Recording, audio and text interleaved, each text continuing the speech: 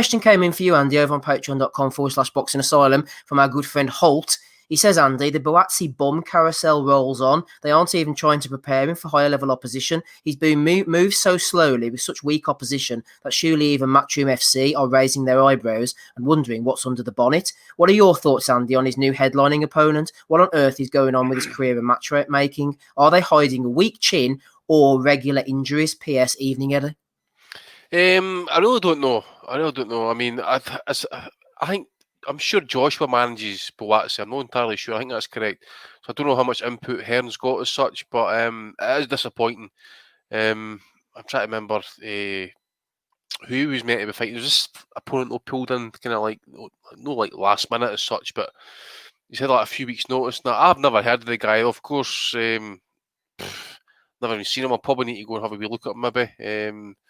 As well, he's fighting in Morrison's pubs in Budapest, for example, and that. So you can imagine that he's pretty handy throwing guys out of doors and stuff. But I mean, rather than just watching him, I just got to say that Buatsi's going to come in here and just kind of blast him out and stuff. But who knows? We'll wait and see. Buatsi at times and stuff, you think he's going to put the foot down and stuff, and sometimes he just kind of labours forward. And that I remember the Ryan Ford fight, for example. Could have maybe got rid of him quicker, I suppose. But he's no fighting. I mean, Tony Averland. I'm sure Yard fought him as well. But Yard was like when Yard was. But I can't remember how long before it was before he fought. He did. You're right, Andy. Did he beat him? Yeah. Reynold Quinlan, who I think Eubank. I forget how many rounds Eubank went with him again. I think it was a few. 7, I think. 7 rounds. Yeah. Liam Conroy as well.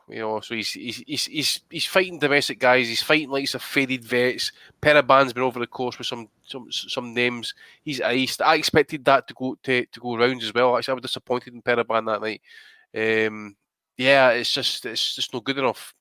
For me as a fan of him anyway, it's not good enough for me. I will watch it because I do like him as a fighter. But I just don't know what the hold up is. It could be personal, it could be injury wise. He might think he's not ready. It could be a multitude of things. But as a fan looking in for the outside, I'm disappointed. Like I really am. And you think, okay, we'll give him a gimme fight. After this, you got to start up in the competition a wee bit. Like, I mean, I don't know, go for like Zach Dunn, for example. I think he's Australian. He's fought at Commonwealth level. I'm sure. I think Brophy might have beat him. Egan McCalkin, he's been over the course at European level. Subransky, guys like that, for example. I don't know. Just Leon Boone he had a fight there on the German card there last night. He would come to fight. I just. Obviously, Yard's talking as well. And that, I mean, that fight is never going to happen with the sounds. I know Eddie and Frank are meant to get something tuned up shortly, I think. But it's going to be too long. So it's just, I don't know. Some of the names I threw out there are probably the kind of best fighters I can think off the top of my head that would be an ideal learning curve for him. I mean, the Chinese guy, is it Meng Fanlong? Yeah, supposed to fight Beterbiev, wasn't he? Yeah. I don't think is that fight going ahead still? No, it wasn't. He was going to fight Adam Dienes, and now he's injured, isn't he, Beterbiev? So then you've got to start going up levels. You're looking at Ramirez, Pascal, for example. Could he beat Pascal at this stage? I don't know. I really don't know because Pascal, KG vet, has been the course and that. He's got himself right back into things.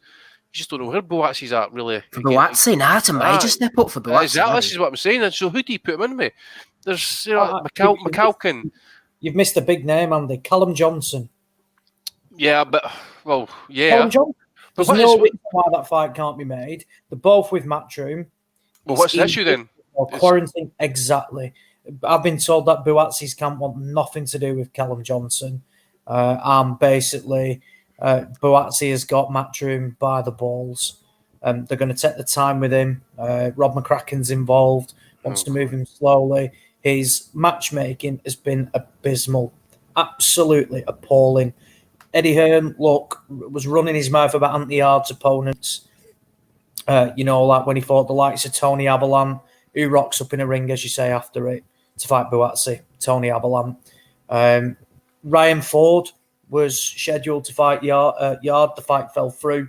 Who did Yard last box? Ryan Ford. Ryan Ford lost to Andrei Sirotkin, who's fighting Grant Dennis, who we interviewed earlier.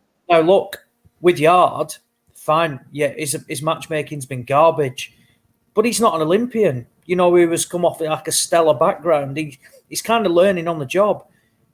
Paulie Malignaggi said it right. You do not, for a talent like Joshua Buatsi, need to be giving the likes of Reynold Quinlan 2 weeks' notice and flying them over. You can give Quinlan a full camp and Buatsi will still smash him to pieces. So why in the fuck are you wasting your time giving these guys 2 weeks' notice? The Liam Conroy fight, don't mind that at all. It's for a British title, fine. You want to win it, great. Nothing against that at all. But then Peribam, you're bringing him up to light heavyweight again, giving him 2 weeks' notice. What's the point? This Kalic guy, guess who the recommendations come from? Alan Babbage, the Savage. That's what I was going to say. Alan Babbage. That's it. So it's a case of the Savage has recommended him. Look, Jobs for the boys. Kalic, by all accounts, was a fairly solid amateur. Boxed in the World Boxing Super Series, World Boxing Super Series type of thing.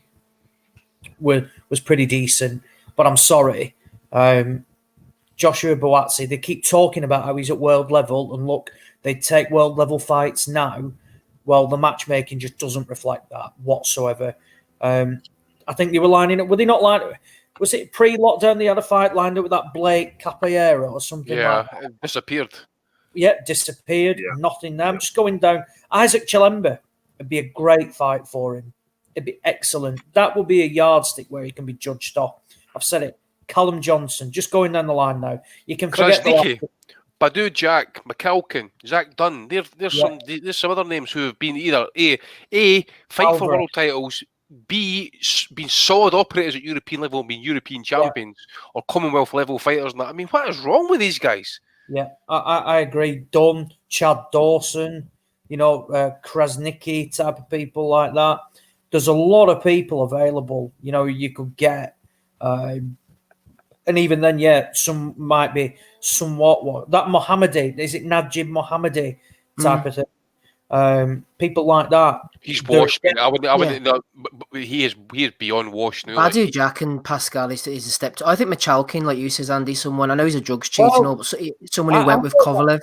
I thought that Machalkin actually should be. Is he not the European champion? Isn't he fighting Callum Johnson? Callum Johnson, yeah, but again, where has that fight disappeared to? That fight is non-existent. Sullivan Barrera. He always gets mentioned, Sullivan Barrera. Again, he's fighting Kovalev, isn't he? I think. Is he? He's meant to be at one point. Before the lockdown, that fight was... I've seen the poster before the lockdown, yeah? Didn't know that at all. Pretty sure.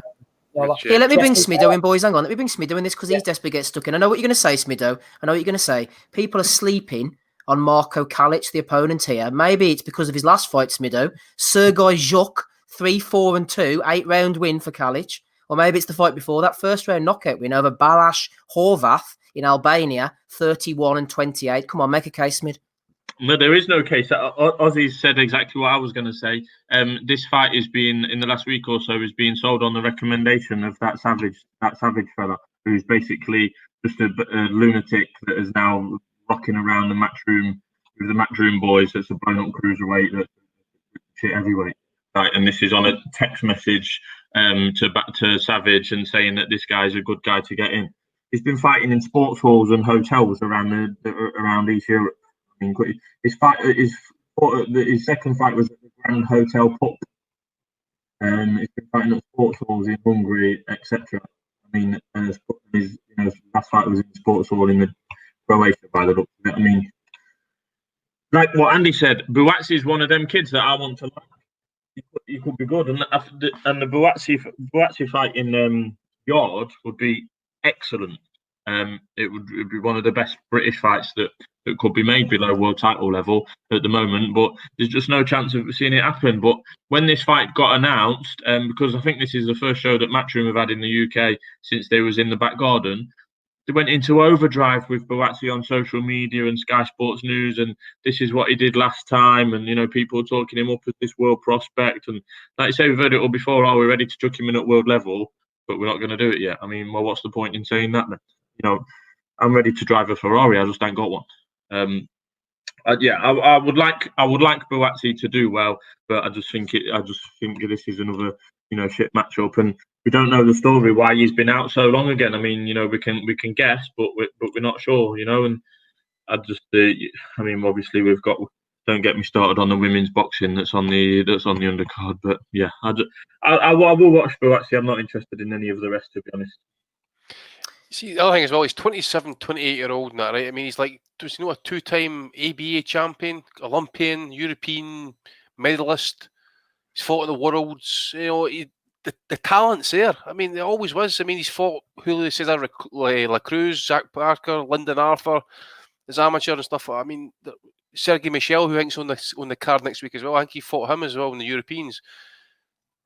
The ability is there. Everybody said it in the Olympics that he's got a pro fighter style. And everybody was well impressed with him at Rio. It just hasn't happened. And I dare say we'll hear more about it and that, but it's just fucking disappointing.